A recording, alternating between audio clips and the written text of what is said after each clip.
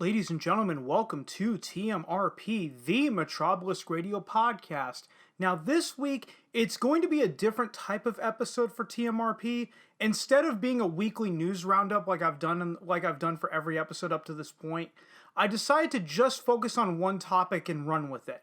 Now, this could either be beneficial or it could backfire by being one of my shortest TMRP episodes that I've done thus far.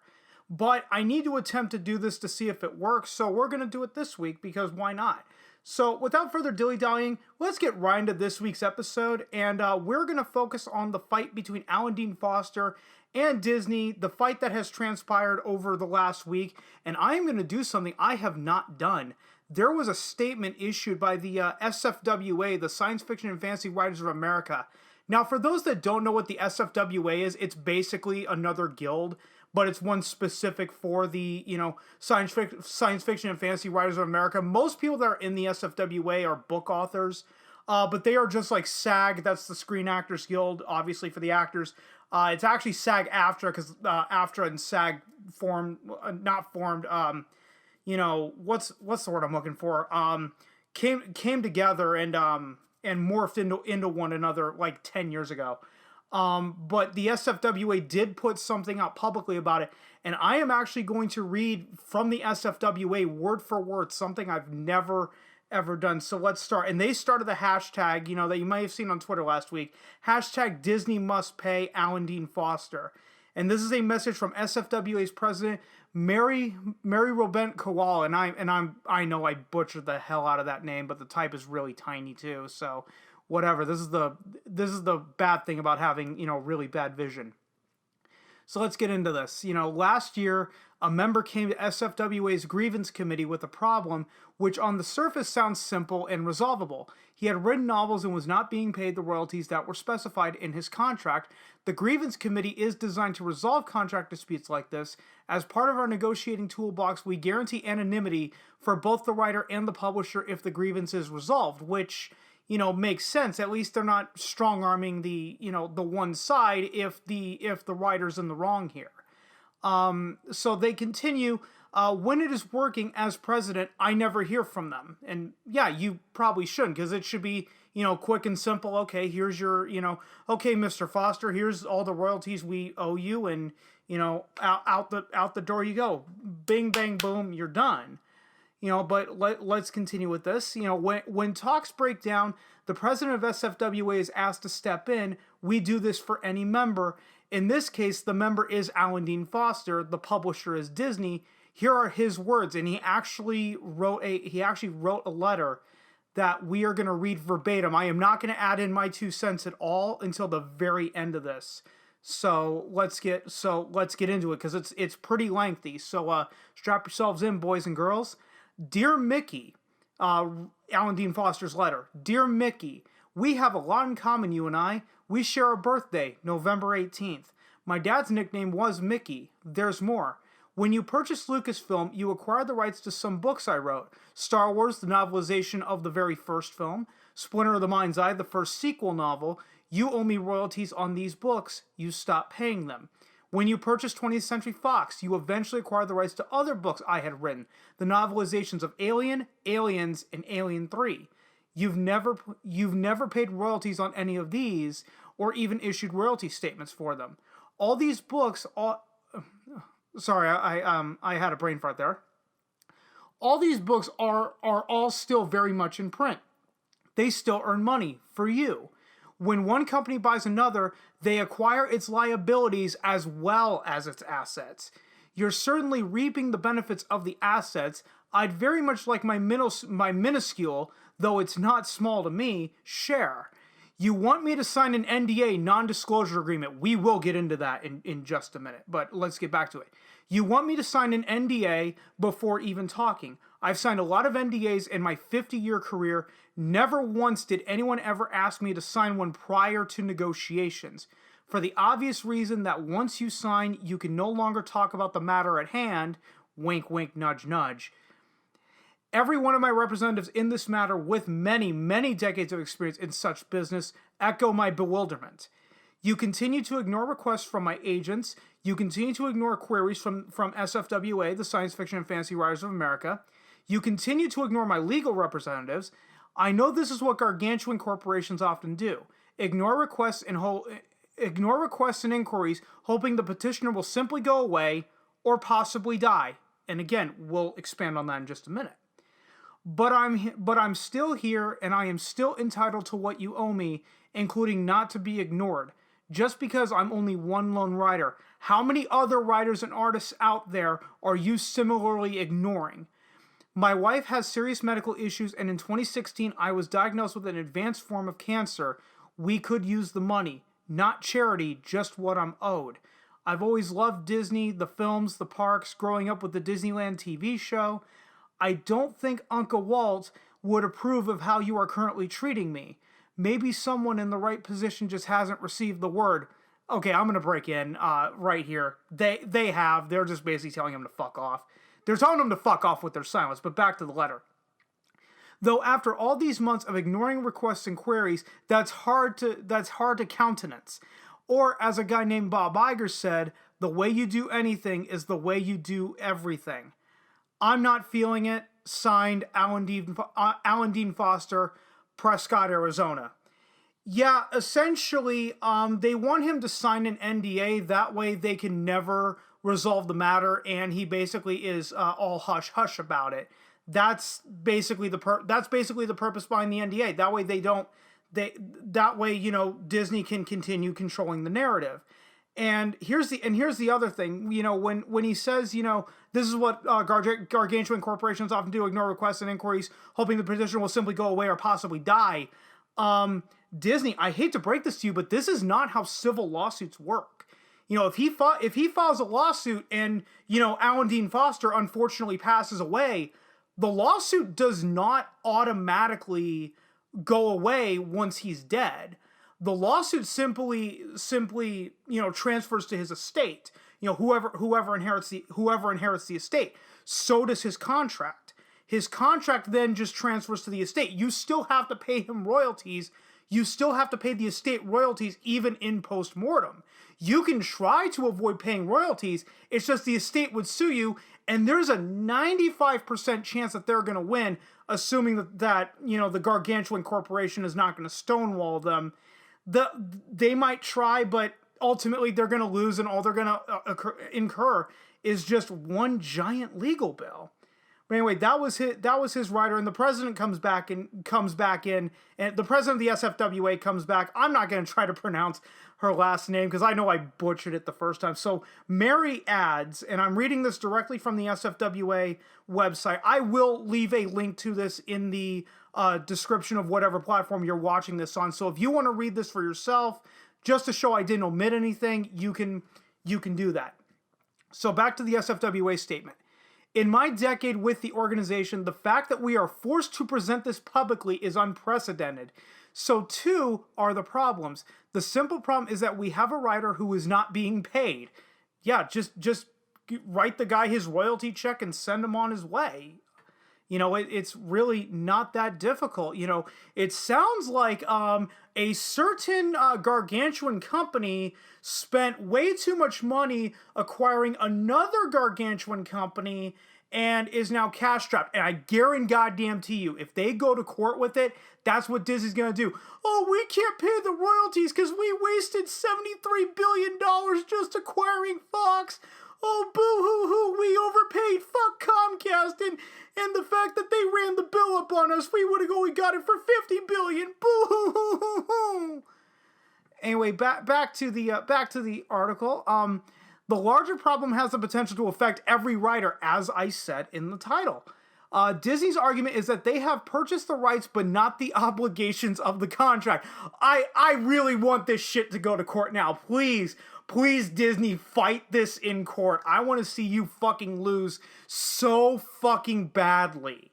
Because in order for the judge to rule in Disney's favor at this point, now keep in mind, I'm not a lawyer, I'm not offering legal advice, but this country was founded based on the idea of the contract. You would have to completely throw common law out the window in order to rule in Disney's favor that, they purchased the company, but they didn't but that's okay, Disney, you didn't purchase the contract. Said no judge ever. back to the article. In other words, they believe they have the right to publish work, but are not obligated to pay the writer no matter what the contract says. Yeah, have fun fighting that in court. And they continue. If we let this stand, it could set precedent to fundamentally alter the way copyright and contracts operate in the United States. Yes, if it is that easy for a major corporation to go into court and go, hey, we only purchased the assets and not the liabilities, therefore you should throw all these contracts out the window. That's going to have a lot of ramifications moving forward for any company, not just writers, any company that goes through any change of ownership of any kind. This doesn't just affect writers. It could affect the average citizen if it's that easy to get a contract nulled and voided just because, oh, we're the new owners, but we didn't inherit all of the liabilities with the company, just the assets. So fuck everyone else. Back to the article. All a publisher would have to do to break a contract would be to sell it to a sibling company, which, yeah, that's pretty much all they'd have to do, according to what Disney is saying, but, whatever. Keep in mind, this has not gone to court yet. If they are doing this, Alan Dean Foster, one of the greatest science fiction writers of our time, then what are they doing to the younger writers who do not know that a contract is a contract? And I wouldn't have limited it to just that if I were you. I wouldn't just say the younger writers who don't know that a contract is a contract, because I think most people understand that a contract is a contract. But what about the writers that don't have the clout of guys like Alan Dean Foster, Timothy Zahn, R.A. Salvatore, James Lucero? It'll come to me. There was another big writer who also wrote for the Star Wars Expanded Universe, and his name's not coming to me, unfortunately. It's Matthew something. He wrote I know he wrote a bunch of the Clone Wars novels. Anyway, I'm not gonna get hung up on it. If anybody knows the guy I'm talking about, the guy who wrote a bunch of the Clone Wars novels, Matthew Stover. That was his name, Matthew Stover. Yeah, that's his name. I knew it would come to me. Yeah, and Matthew Stover. If you don't have their clout, yeah, Disney's gonna basically bend you over a barrel, fuck you in the ass. Actually, not really fuck you in the ass. Shove a metal pipe up your ass with no lube and tell you, have a merry fucking day. So now the SFWA has basically issued an ultimatum.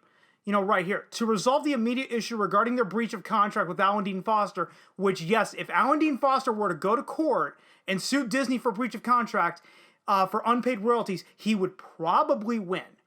But anyway, back to it. Disney has three choices.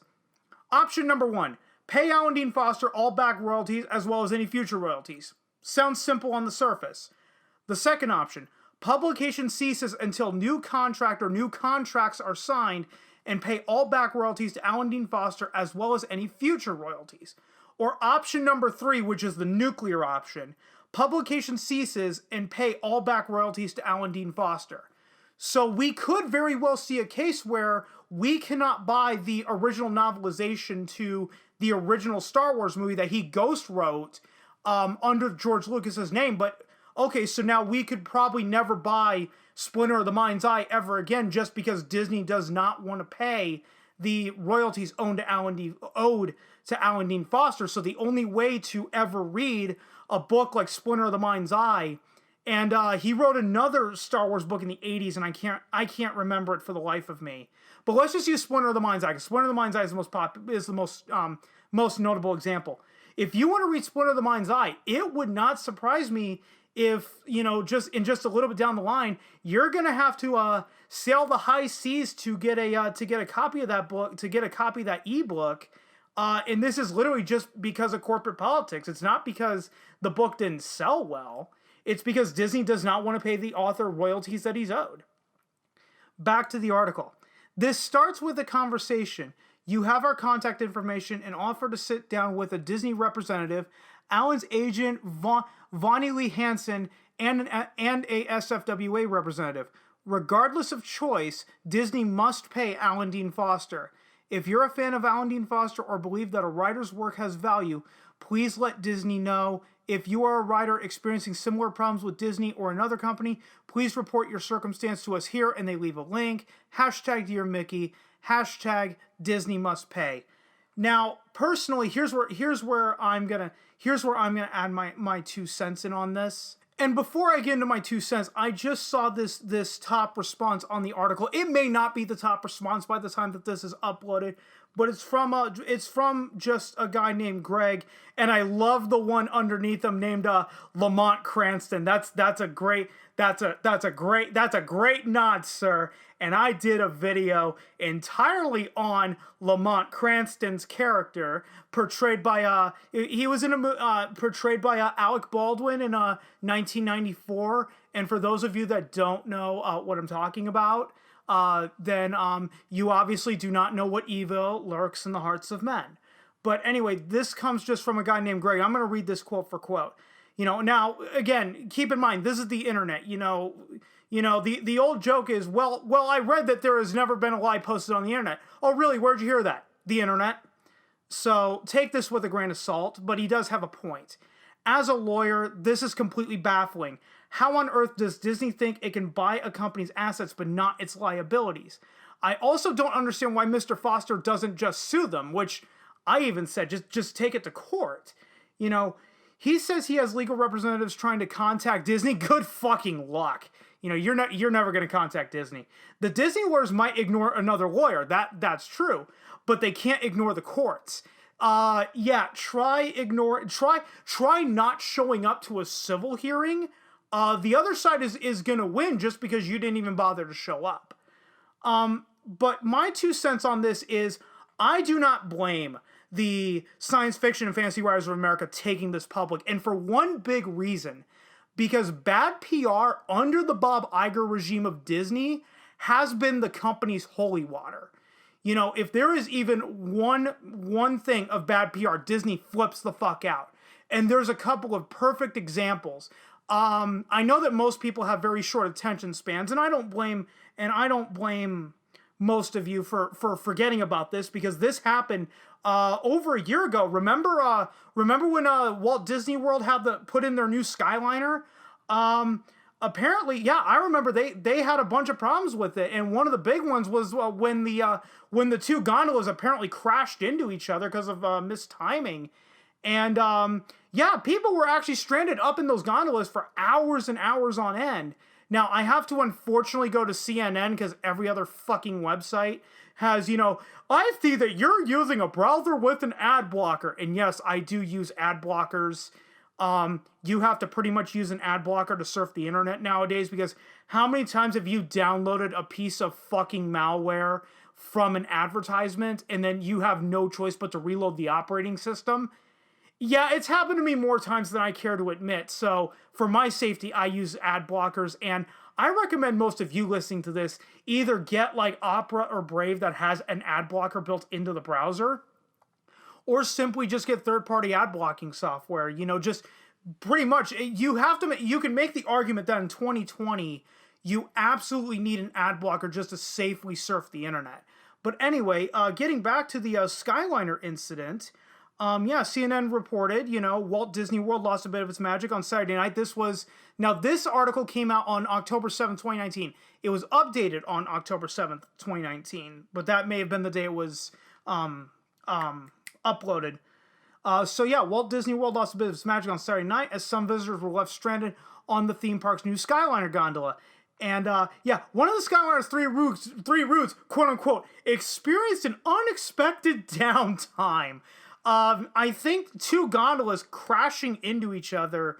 I think you'd shut the whole thing down. Yeah, Disney said in a statement, according to CNN affiliate WKMG, I think WKMG is a radio station, the gondolas carry visitors between hotels and parks, blah, blah, blah, blah, blah.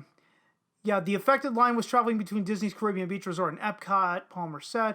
Okay, the fire department arrived about 45 minutes after the ride stalled, Palmer said, but it took hours for her and her friend to be evacuated.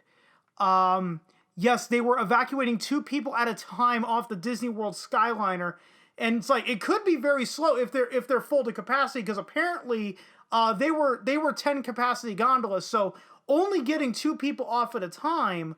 Yeah, I think there were people up there that were stuck on it for like 3 or 4 hours. And you notice how immediately after this, you never heard anything. Oh, here we go. Here's when the Skyliner opened. The Skyliner opened to the public on September 29th. So let's look back at the calendar here. And I hate to have to do this while I'm recording, but I'm going to do it anyway. I have a calendar right here. Okay, so September 29th. Okay, that was a Sunday. October 7th was the very next Monday when the accident happened. And notice you never heard anything come out of this. You heard of absolutely no lawsuits, which was weird because there were some people that actually had to go to the hospital. Yeah, okay, here it is. Passengers who were stranded were compensated with free park tickets and gift cards. And I think they were offered a lot more than just that, because this has lawsuit 101 written all over it. Oh, my neck! Oh, my back! Oh my God, we were stranded up there for 6 hours with no air conditioning. How cruel, how inhumane. Give us millions of dollars, bitch. Type thing. So I guarantee you they were offered a lot more than just free park tickets and gift cards. I think everyone who attempted to sue basically was offered basically one of 2 things. You can either settle it right away, or we'll drag this out for years and years until you go bankrupt and you just go away. And keep in mind, I think this was this before the Fox acquisition? No, Fox acquisition happened March of 2019. But still, Disney was still on the top of the world come October, November 2019. They're not now.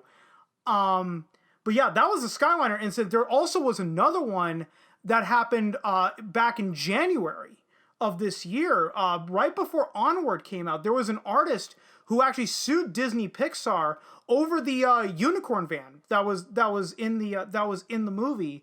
The artist was named Sweet Cicely Danier. I hope I pronounced her name right. Sued Disney Pixar, an Onward producer, for allegedly conspiring to secretly create an animated doppelganger of her one-of-a-kind van without permission. Okay, here we go. Here's a quote. I'm reading this from the Hollywood Reporter. At the risk of belaboring the point, the plaintiff has had a real thing for unicorns for a very long time, and they have been a central theme and subject matter for her artistic work throughout the entirety of her career, states the complaint, which is posted full, of course.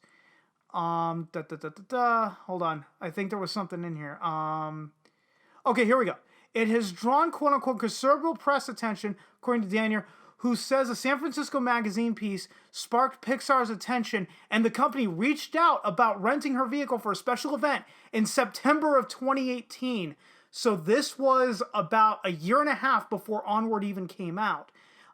She says she was told the Vanicorn would be used for an event limited to a one-day music festival / activity day for Pixar employees and families, and that the Vanicorn would be a showpiece and not used in any way other than a visual prop. May 31st, 2019, the artist discovered Pixar was producing Onward, A Tale of Two Blue Elves. We all know what Onward is. She posted the 2 vans on Instagram and wrote, "Wow, so do y'all think Pixar Disney stole the Vanicorn for their movie Onward?" On June 3rd, she posted the image again with the caption, "Well, shit. The producer of Onward just called me. She wanted to know how I'm feeling and to apologize. She also wanted to tell me that they rented my van without disclosing their full intentions or plans, and she's sorry for that too." Yeah, I have to wonder why this never really made it to court. Here we go. Yeah, here we go. Here's from the artist's lawyers. Jared Weinstock and J. Connor Cocaron argue that the contract for the van rental explicitly prohibits any photos, video, or visual representations of the Vanicorn for any purpose other than that event. They have altered this plaintiff's highly personal and public transubstantiation of her lifelong artistic interest in unicorns into the Vanicorn, a uniquely San Franciscan work of public mobile automotive art and a redemptive and validating act of recovery from toxic masculinity.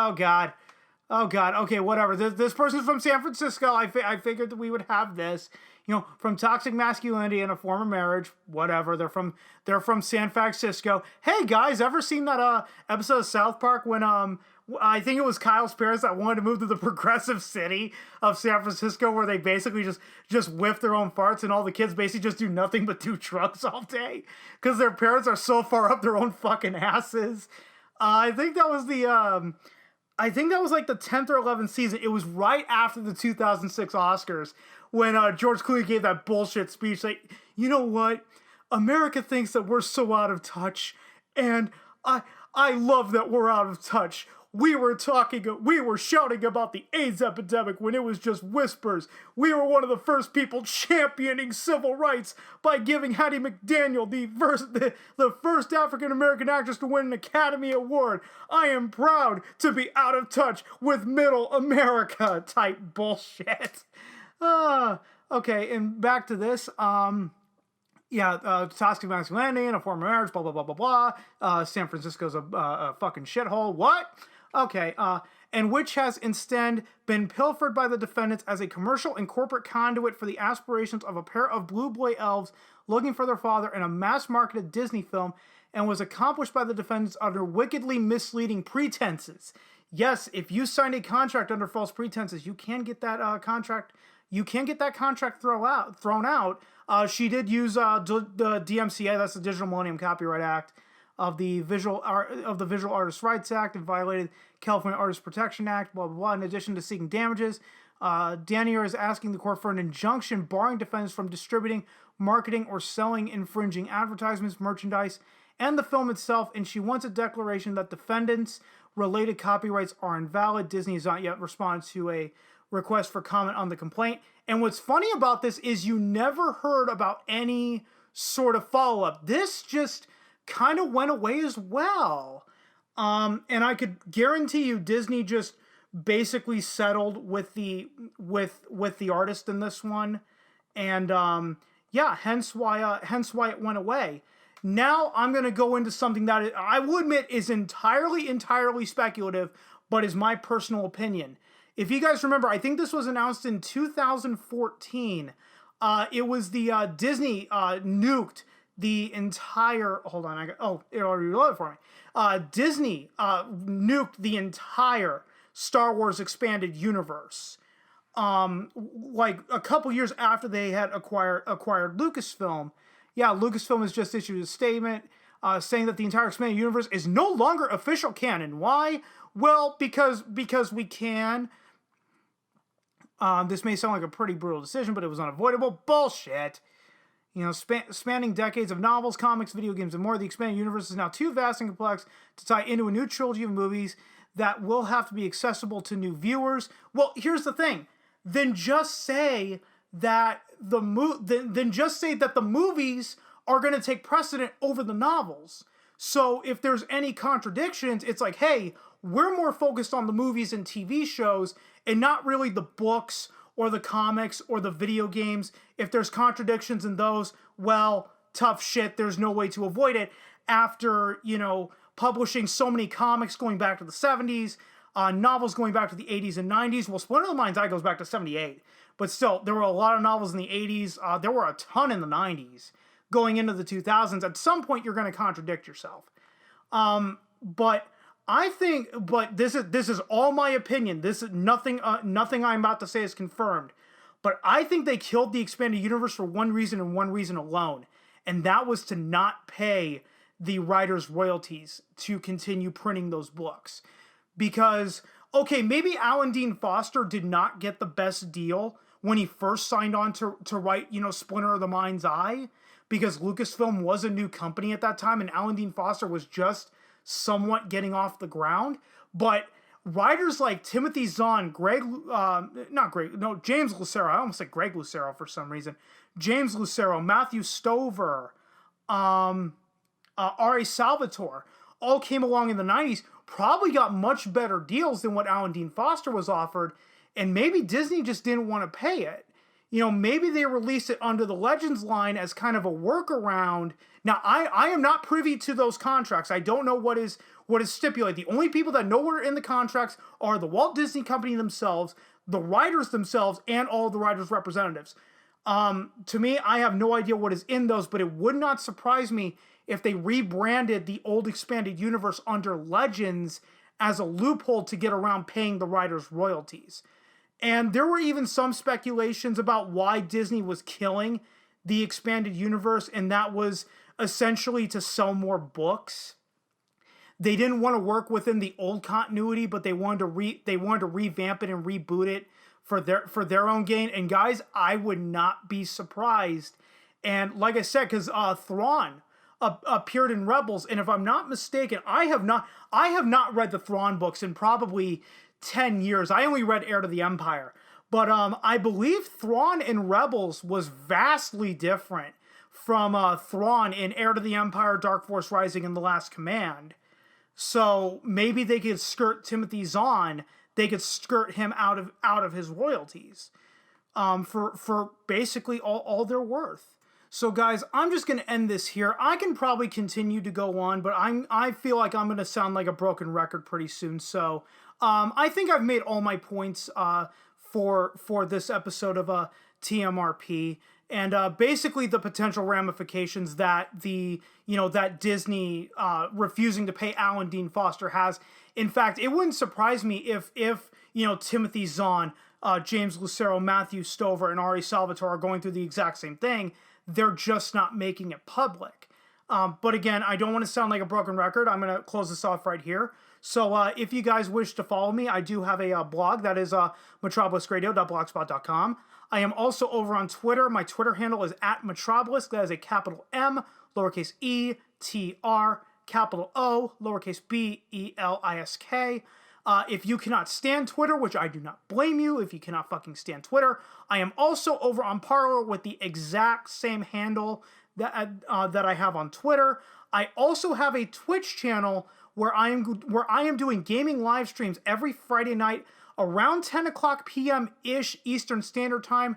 That is twitch.tv/Metropolis Radio, all lowercase, no spaces. And one final thing, if you enjoy the content that I produce, then please subscribe to both the YouTube and BitChute channels. It's a small click for you, but for a small channel like mine, it really does help out a lot. Also, like, comment, and share this around only if you want to. You have no obligation to. The links to the blog, my Twitch channel, and all my social medias are all below in the description. That is all I have for you guys this week on TMRP, the Metropolis Radio Podcast. And I will see you guys next time.